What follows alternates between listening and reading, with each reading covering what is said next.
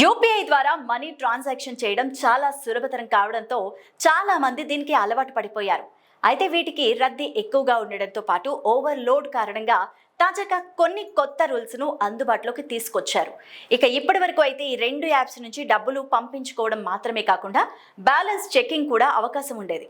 ఎప్పుడంటే అప్పుడు ఎన్నిసార్లు అంటే అన్నిసార్లు బ్యాలెన్స్ చెక్ చేసుకున్నా ఎలాంటి అదనపు ఛార్జెస్ పడేవి కాదు.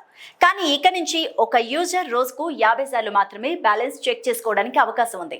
అంతకు మించి బ్యాలెన్స్ ఎంక్వైరీ చేస్తే ఛార్జీలు పడే అవకాశం ఉంది. అయితే గతంలో ఒక ట్రాన్సాక్షన్ చేసిన తర్వాత బ్యాలెన్స్ చూపించేది కాదు, కానీ ఇప్పుడు ప్రతి ట్రాన్సాక్షన్ తర్వాత బ్యాలెన్స్ చూపిస్తూ ఉంటుంది. దీంతో చాలా వరకు బ్యాలెన్స్ ఎంక్వైరీ చేసే అవసరం ఉండకపోవచ్చు.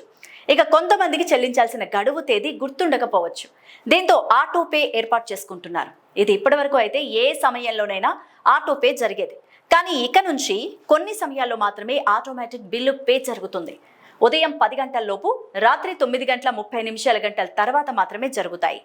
ఎవరైనా బిల్లు చెల్లింపులు ఈ మధ్య కాలంలో ఏర్పాటు చేసుకుంటే వాటిని ఇతర సమయాల్లోకి మార్చుకోవాలి, లేదా గడువు తేదీకి ముందే చెల్లించడం వల్ల ఇలాంటి సమస్య రాదు.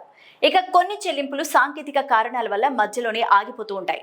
అయితే ఈ డబ్బులు ఎక్కడ ఆగిపోయాయో తెలుసుకునే అవకాశం కూడా ఫోన్ పేలో ఉంటుంది. దీన్ని తెలుసుకోవడానికి రోజుకు 3 సార్లు మాత్రమే అవకాశం ఇస్తారు. ఇక ఇవి కూడా 90 సెకండ్ల గ్యాప్ తో చెక్ చేసుకోవాల్సి ఉంటుంది. ఇక ఈ రూల్స్ అన్ని ఆగస్టు 1 నుంచి అమల్లోకి రాబోతున్నాయి. అందువల్ల వినియోగదారులు వీటన్నిటిని దృష్టిలో ఉంచుకొని ఫోన్ పే ట్రాన్సాక్షన్స్ చేసుకోవాలి.